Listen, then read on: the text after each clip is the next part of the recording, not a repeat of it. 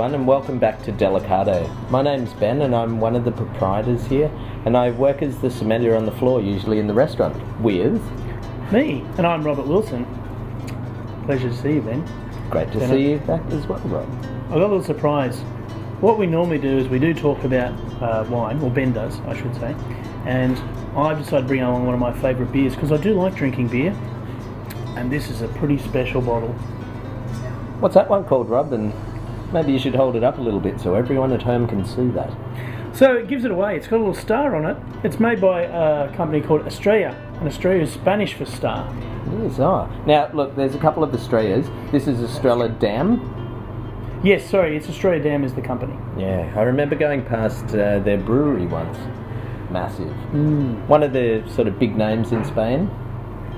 I'm going to start pouring. Speaking of big names in Spain, there's a guy who helps make this beer, and the gentleman's name is? Well, that's that famous restaurant called El Bulli, which is based in Roses, which is not too far from Barcelona.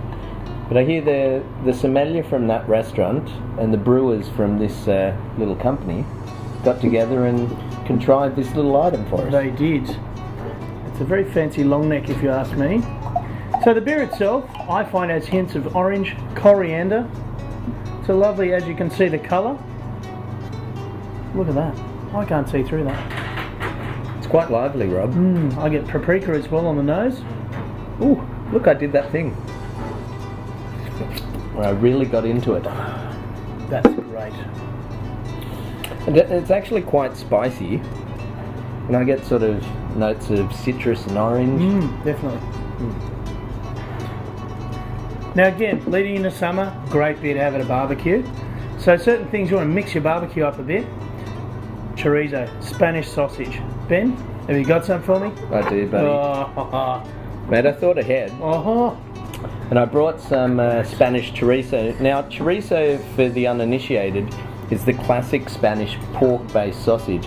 And the reason why it's this sort of orange colour is because it's actually a semi-cured sausage. So technically you can hang this one in your fridge or your cool room, because we all have one of those, buddy.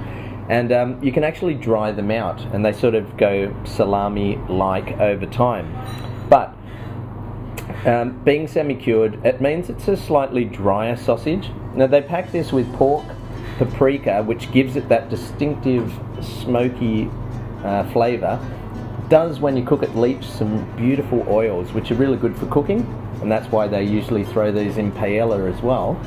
But it does make it a little bit drier. It's just packed full of other spices as well. It is a little bit dry, but compared to your normal sausage, it's lovely. It's juicy. I'm getting those oils that Ben was talking about there. A little bit of garlic in there too, but definitely the paprika. Well, that's the thing. I mean, if it's a dry sausage, there's always one way to lubricate, isn't there, bro? Salud. Salud.